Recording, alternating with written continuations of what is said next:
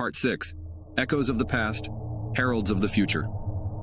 Lysandra, supporting a wounded Draco, said, "We were unprepared. We underestimated her." Naraya, her eyes scanning the ruins, responded, "It's more than that. She's not the same. She's different, stronger." Tanda added, "And she's not alone. Did you see those phantoms?" They answered her call, but there was hesitation, as if someone else was controlling them. Lysandra, deep in thought, whispered, "We're missing a piece of the puzzle. There's more at play here." Draco, his voice weak but resolute, said, "We need answers, and I might know where to start." As the family prepared to delve into the mysteries of Alara's newfound power, they remained oblivious to the puppeteer behind the scenes, pulling strings in a game far more complex than they realized.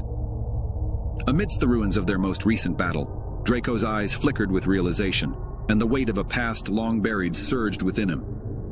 "Zephyrus," he whispered, the name sending shivers down his spine. Lysandra turned to him, eyes widening in understanding. "You think he's behind all this?" "He's the only one," Draco replied, voice tinged with bitterness. "Who could amplify Alara's powers to such an extent? And the crimson hue in her eyes? That's his signature. Control." The family united, understanding the gravity of what lay ahead. Their true enemy was not Alara, but the ancient warlock, Zephyrus. "He's always wanted to control the elements, to bend the world to his will," Draco began, his voice distant. "Years ago, we clashed over his dark ambitions. I thought I'd sealed him away, but he's returned. Then we face him, together," Lysandra declared. The next dawn was veiled in a thick, unnatural fog. As the family ventured deep into the forest, guided by Draco's instincts, the fog thickened, taking on eerie, shifting forms.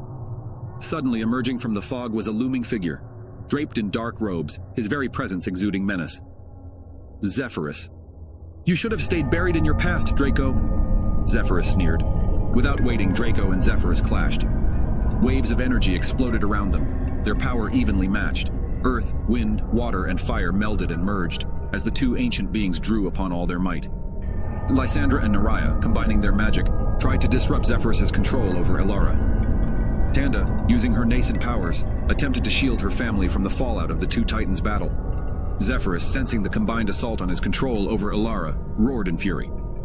He unleashed a whirlwind, aiming directly at the sisters. In a selfless act, Draco diverted his attention, shielding Lysandra, Naraya, and Tanda from the brunt of the attack, leaving him vulnerable. Zephyrus seized the opportunity, sending a devastating blast toward Draco. But just as it seemed all was lost, a brilliant light shone from where Alara stood, momentarily blinding everyone.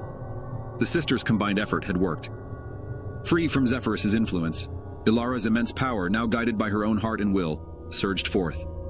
She stepped between Draco and Zephyrus, her voice echoing with newfound authority. "Enough!" A massive burst of energy expelled from her, targeting the malevolent warlock. Zephyrus, caught off guard by Alara's intervention, was unable to defend himself. The combined powers of Alara, Draco, and the family overwhelmed him, and with a final scream of rage, he was sealed away once again. The fog lifted, revealing a forest clearing bathed in the golden hue of the rising sun. Alara, her eyes now clear and free of the crimson taint, collapsed, exhausted. The family rushed to her side. "I'm so sorry," she whispered, tears streaming down her face. Lysandra embraced her former apprentice. "You were under his control. We're just glad to have you back." Days turned into weeks. The town of Sleepy Hollow, oblivious to the magical battles that had raged within it, returned to its peaceful ways. Draco, having confronted his past, felt a weight lifted from his shoulders. The secret of his true identity as a powerful warlock was now known to all in the family, and their bond was stronger for it.